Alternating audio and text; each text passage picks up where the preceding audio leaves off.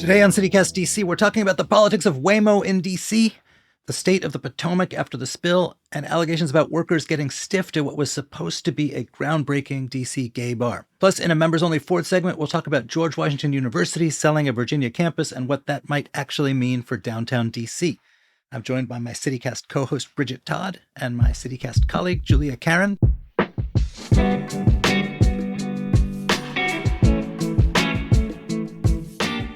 Today is Tuesday, March 3rd. I'm Michael Schaefer. Here's what DC's talking about.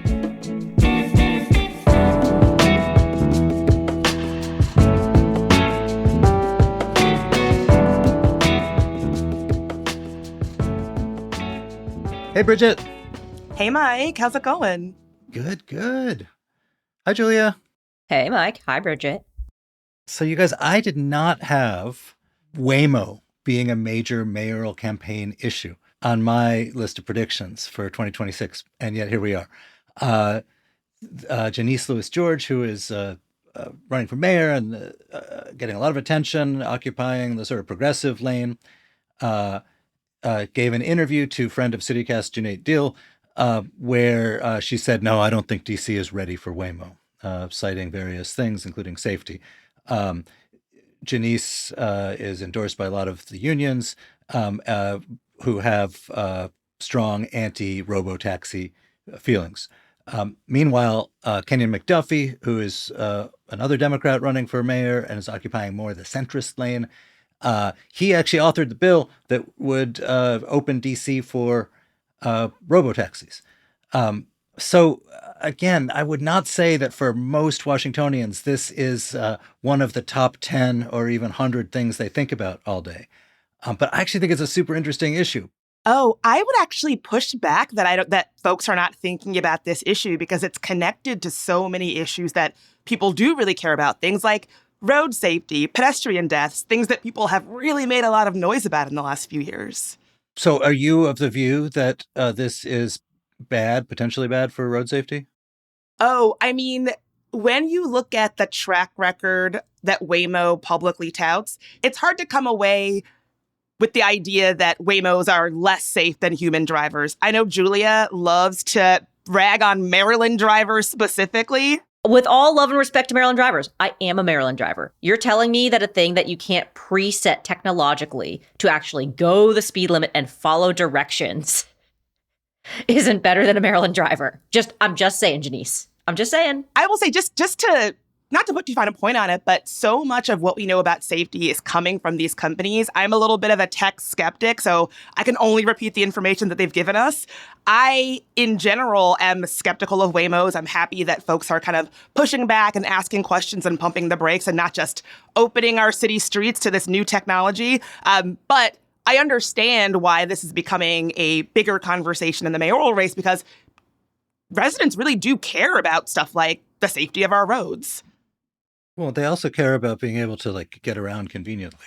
But look, what I think is interesting is, well, there's sort of two things, right? I get irritated at I think a lot of people don't like Waymo.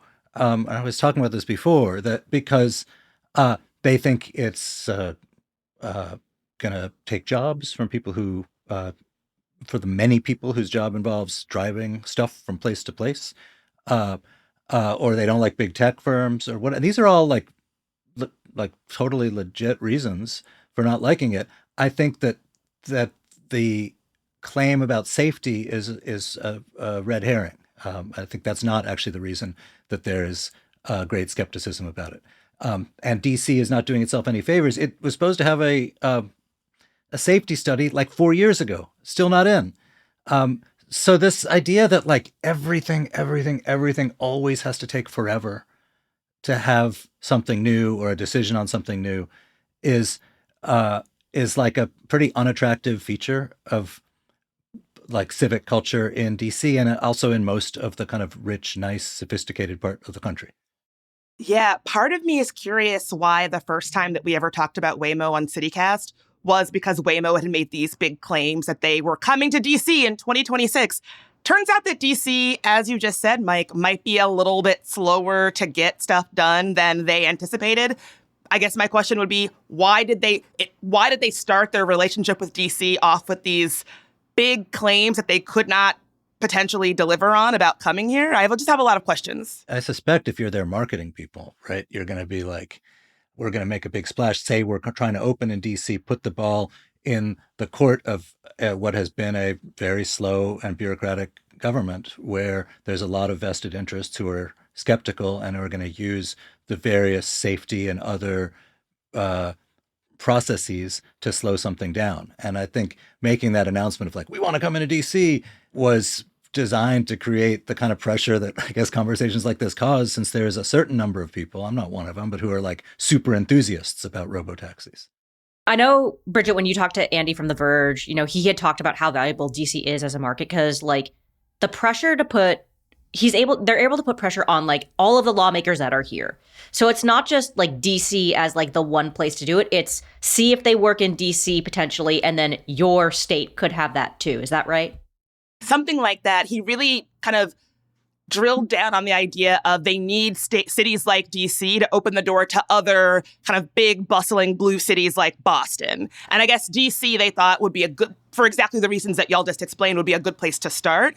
I guess my question is, knowing what we know about how DC gums up the works, and I will push back a little bit on the claim that they were just saying, we want to be in DC. That the conversation that we had initially about Waymo, we got to that point, but that's actually not what they were saying. We had to do quite a lot of legwork to be like, so the claim that Waymo was making is they intend or would like to come to DC. Their initial claim was, we are coming to DC. I know it's a small quibble, but that matters to me and how they framed their initial relationship with the city, which to me is a little bit disingenuous. Yeah, and I say this as someone who has like seen the robotaxis like circulating around my neighborhood. I know in that original conversation we talked about the fact that one of the things that Waymo would be very useful for would be getting to like Dulles or getting to DCA, but they aren't allowed to drive in Maryland or Virginia, so that defeats the entire purpose potentially of a big revenue source for them, right? Can we talk about the politics of it though? Because like I don't think any of us are engineers, and we actually have a very rare kind of clear distinction here, where there's one candidate who has voiced like full-throated skepticism, and another who has not. And this dovetails with sort of their broader branding within the mayoral election. Bridget, you're of the view then that like actually being a skeptic of like another big tech innovation, another thing that this sector that has become very unpopular is trying to push on us is going to be a good thing for Janice Lewis George as a candidate. I do. I think the tides are turning around big tech, and some of the conversations that we've had on the podcast about things like data centers, you would really be surprised how many different diverse types of people are aligned in their distaste for things like that. I think that we're not in 2014 where we had this attitude that tech companies were all going to save us. Google still had the motto of don't be evil. I think in 2026, the tide has really changed. And I think your average citizen is a little more skeptical of just big tech promises more generally and how those promises may play out locally in their own city. So I actually do think this is going to be a good bet. Maybe I'll eat my words. I also did see that Waymo was sending out information asking folks to contact elected representatives on behalf of Waymo. That's so something now about they're going to spend a ton. So the push is on. Yeah. Yes.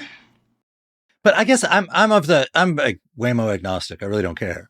But I think it is bad for Washington and bad for like the blue states to be places where procedural objections delay decisions and gum up things. If people want to be against it, like just be against it and be done with it. But the kind of, well, we're waiting on a safety thing and maybe it'll be out soon and maybe Bowser didn't sign the right thing to have the safety thing in place and blah, blah, blah.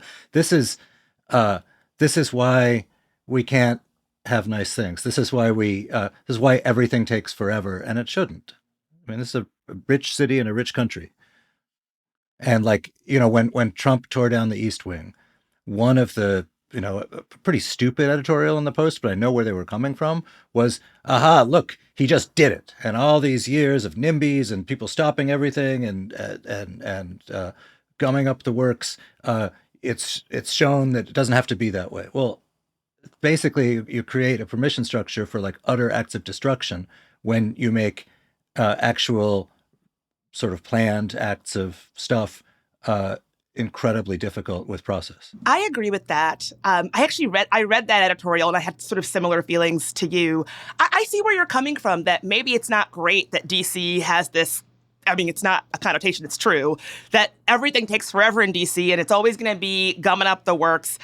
It makes me respect positions like Janice Lewis-George even more, where she's just like, hey, I don't care for this. I'm not for this. It's a very clear stance, as opposed to we need to have a million studies, we need to look into it, all of that. It sort of makes that position at least a little clearer. I'm not sure that, I think that her stand also involves like calling for more studies. It's not. Right. I think I would trust her more, though, if she just came out and said, like, I don't trust big tech oligarchs to do the right thing here in DC. Like, you can do all the studies you want, but like, you guys are made of $1 quadrillion and I don't trust you, as opposed to just being like, we need study after study after study to prove it's safe, you know? But isn't that point like trust but verify? Like if you don't, Sure. If you're against anything that big tech does, I do not agree. Bridget's point, sure don't think that's the case. But your point is like, don't take their word for it. Do your own research, right? I think don't take their word for it is, to me, very different than trust but verify. I would say don't trust but verify. I mean, I just don't think. And listen, the head of Waymo is someone I saw her speak at a conference. She is a very dynamic Black woman. I have tremendous respect for her, but I've just been burned too many times in the past with tech companies. We've seen it time and time and time again. We know this playbook. I know it sucks. I know the idea of having to do study after study after study to prove these things are safe, to prove they can work in DC, feels like gumming up the works, but we're talking about the safety of our roads where your children play. I think that we could, I actually don't want to rush into that.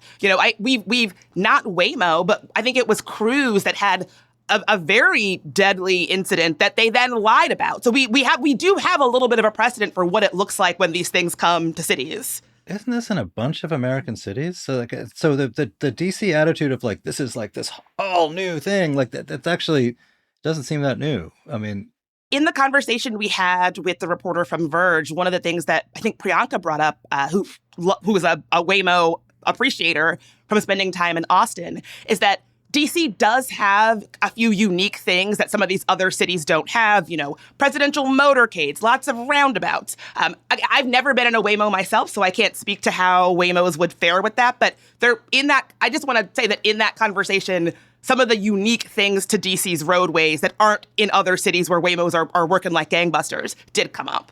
Wait, do we know though that like, and again, I'm not a programmer of robo-taxis, but that like, roundabouts and or occasional traffic blockages from motorcades are like uniquely dangerous algorithmic interruptions? Oh, this is above my pay grade. I have no idea. It seems like an excuse to me. Like I think I suspect, just as a driver, I don't think driving in DC is like particularly harder than driving in Louisville. I don't think so either, but I think the idea is that there are some instances in DC where having a human in the mix is useful. And in that episode that we did with the Verge reporter, they talked about how a couple of times in Austin, I believe that the situation was that Waymos, when there was a bus stop, which you're supposed to stop on all sides when there's an active like school bus, the Waymo just didn't and just like drove and was like, nope, I'm not stopping. And so I do think if you then applied that to things that happen that are unique to DC streets, I would have some questions, just based on what we already know about how Waymos have responded in other cities to these use cases where you're supposed to do this, humans would do this, what does the Waymo do? Again, I'm not an engineer, I can't answer these questions, but that was a point that came up in that episode with the reporter from Verge.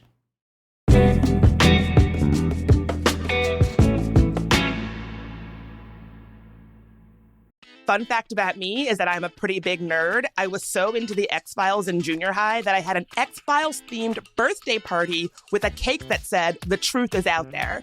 So if you are like me, and by that I mean if you are someone that is still bummed that Fox canceled the show Firefly and lives for all things pop culture, AwesomeCon is for you. AwesomeCon is coming to DC, and this is one, trust me, that you do not want to sleep on. March 13th through March 15th at the Walter E. Washington Convention Center, AwesomeCon is bringing together one of the most incredible stacked lineups I have ever seen. You've got folks like Oscar nominee Paul Giamatti. Yes, that Paul Giamatti. My personal idol, Gillian Anderson, my queen from The X-Files, George Takei, Misha Collins, Adam Savage, Ron Perlman, and so many more fan favorites will also be there. With tabletop and video gaming all weekend, a book fair, an artist showcase, and the family-friendly AwesomeCon Junior, there is truly something for everyone. 3 days, legends everywhere. You don't want to miss it, trust me. Buy your badges now at awesomecon.com. Hey, I don't know about you, but I think we are super lucky in DC to have so many niche cultural events to enjoy. Like, for instance, a full event celebrating the indigenous art of porcupine quill work. The Art of Quill Work Family Day, hosted by the National Museum of the American Indian, is running Saturday, March 14th from 11 a.m. to 4 p.m. There'll be live artist demonstrations, guided tours, and hands-on exploration with a museum educator to deepen your understanding of this incredible art form. Families can also stop by the Imaginations Activity Center, where you'll discover how deer hide becomes clothing and accessories, and even design your own rawhide artwork inspired by the museum's collection. Best of all, it is completely free. Visit americanindian.si.edu or follow @SmithsonianNMAI for full event details. We'll see you there.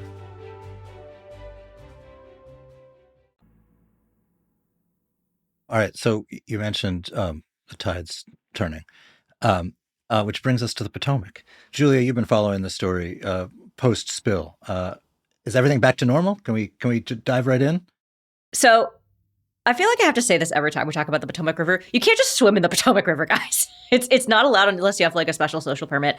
But Mayor Bowser has ended the state of emergency. Good for us. She says E. coli levels are back to normal-ish ranges, so like on the lower end. Overall, not a bad deal. The water quality is in, safe recreational limits.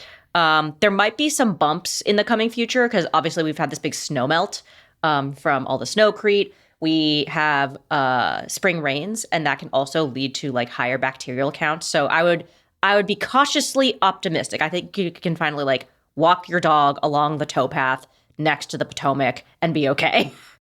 But what did the authorities say about this? Like, do they say you can walk your dog along the Potomac? Your dogs tend to then jump in when they are being walked along the river. So you're allowed to, as a human, recreationally walk along the towpath. They expressed caution if you have your pet, because obviously they can jump in. But if, your pet is leashed, they should be all good as long as they're next to you and they don't like drink the water or like slip into it, anything like that. That to me, like maybe because my dog is not well behaved, that sounds like you probably shouldn't go down there with your dogs. To be fair, I mean, Sandy, she does love a little swim in a creek. And if the Potomac is shallow enough in a specific area, she will jump in. So I think I might personally avoid. But if you wanna test the waters yourself, as it were, you're free to have your dog test the waters. But not my fault if they get E. coli poisoning or MRSA. To what do we attribute this miraculous recovery? Mostly that they've just been able to get the interceptor stuff under control. One of the things the Bowser administration said was that they wanted to have this ready to be done, like finished, the pipes fixed by mid-March. It is now early March, obviously. FEMA, based on what President Trump said, has stepped in to help. Talking about don't trust but verify. Do we know that FEMA has done stuff here? I mean, they talked a big game because they wanted to beat up on the Democratic elected officials. Per a press release that FEMA had, they noted in their release, I know, they said that they would cover 75% of the costs and basically it allows the agency to tap into the expertise and resources of other federal agencies. Mayor Bowser requested that the administration reimburse all related expenses incurred by this from District DC Water to FEMA. So I don't know if it's going to be actually 75% or 50% or 0%, but Lee Zeldin, who's the head of the EPA, had a sick photo op near the interceptor, if that counts for cash. So this is an instance where maybe we don't trust and also verify. I possibly, until I see like actual dollars flowing from, FEMA to fixing this pipe, the interceptor, I would be a little skeptical. But again, they said in their press release, 75% of the costs, they're going to cover it. So Do with that what you will, folks. This might be a stupid question. Did any of this impact drinking water? No. So the place where you get your drinking water is further upstream from where that interceptor pipe broke. So the drinking water is totally fine. It's totally safe. You're allowed to drink it. There's no boil water advisory. We're all good. Is it safe to fish in the Potomac? And would you eat fish that you got? Should we go there or no? The head of DC Water, the people who were working with DC Water, said in one of their press conferences they would eat the fish out of the Potomac right now, and then they backtracked that statement. I don't know that I would eat the fish out of the Potomac right now.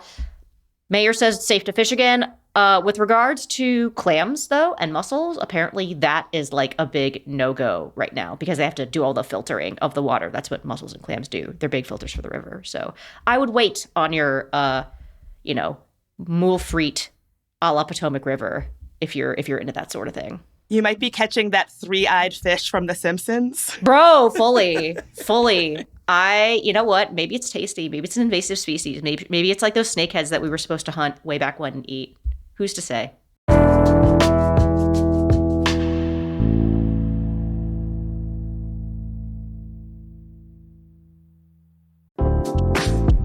Hi, I'm David Plotz. I'm the CEO of CityCast, a podcast network that includes this show you're listening to, and also 12 other CityCasts in 12 other cities.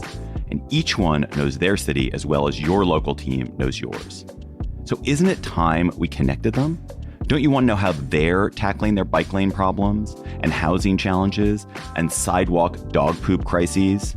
That's why I'm hosting a new podcast called Your City Could Be Better. Because it could be. Every week, I'll chat with a different host in our CityCast network about what their cities are doing right and wrong, the weird things they're trying, and the surprising successes, so that we can all learn how to make our cities a little bit better. Listen to Your City Could Be Better on YouTube or wherever you get your podcasts.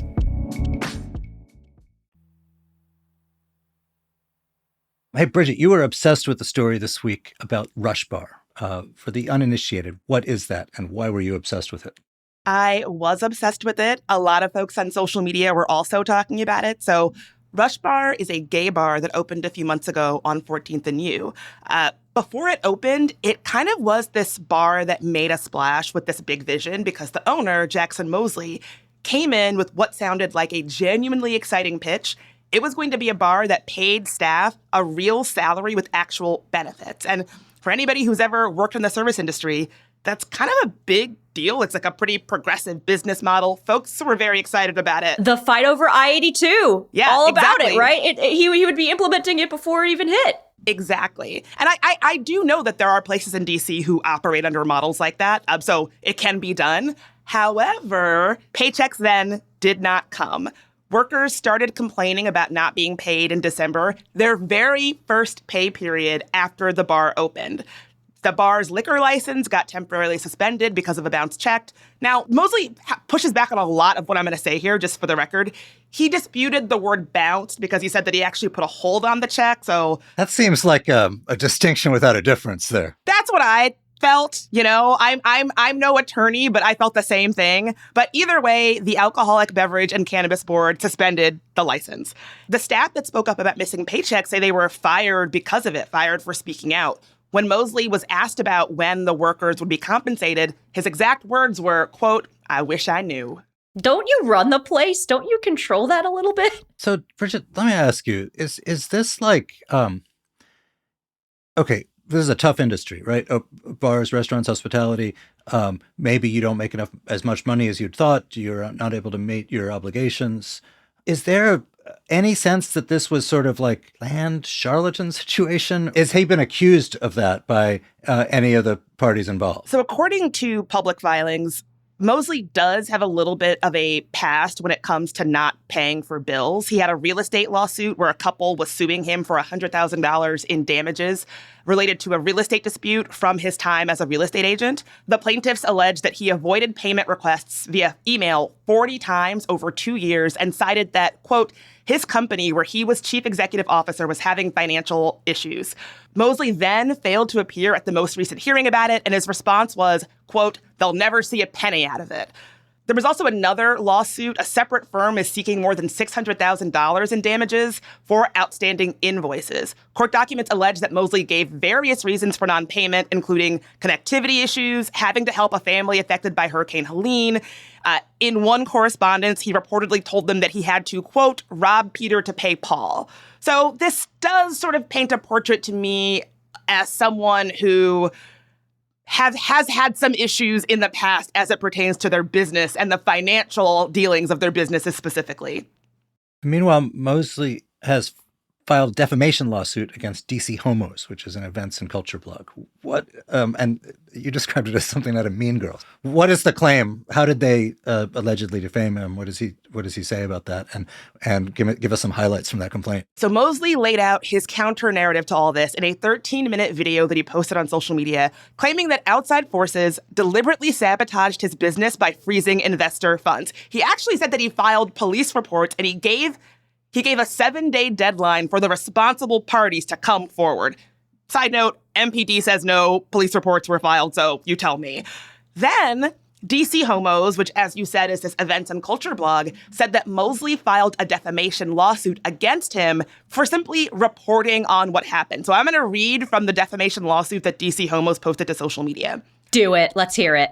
Defendant struck a match upon mistruths, lit a fire, poured gasoline on it, an attention-seeking arsonist intent on destroying plaintiff's hard-earned reputation to stoke the dwindling flame of the defendant's relevance. Defendant has built a facade in the form of DC Homos, an illusion of, an insult to objective journalism. He portrays an image of a gaggle of gays innocently reporting the latest news and hot goss, when the clinical reality speaks to nothing more than the telltale of a late 40s jealous cyberbully with zero self-worth and immense unhappiness. Someone that feeds on chaos, divisiveness, and any sort of attention to mask his own wide-ranging shortcomings. I love that this is in an official legal document, just for everyone to see. Is the plural of gays really gaggle? Yeah, it's a gaggle, like how a murderer is crows. Gays is a gaggle. You learn something new every day. So where does this stand? The bar not open. I can't take you out for a drink there. And what are the next steps in this gaggle? So the latest, we'll find out what happens on March 30th, because that is when a hearing is scheduled before the landlord and tenant judge to see if they're going to be evicted from this space. So time will tell if we're able to have a drink there and check out the gaggle. All right, I want to give a big thank you to our CityCast DC neighbors. Thank you for your support. Today, paid subscribers get a bonus 4th roundup chat. We're going to talk about GW selling its Virginia campus. This actually does matter, even if you don't live in Virginia or go to GW. If you want to be sure you always get the full episode, please become a member. Head to membership.citycast.fm and sign up. It's only $10 a month. Members get ad-free listening, exclusive members events, and an extra events newsletter each and every week. Again, that's membership.citycast.fm.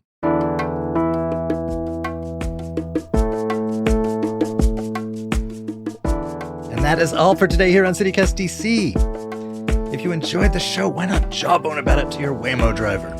We'll be back tomorrow morning with more news from around the city. Bye.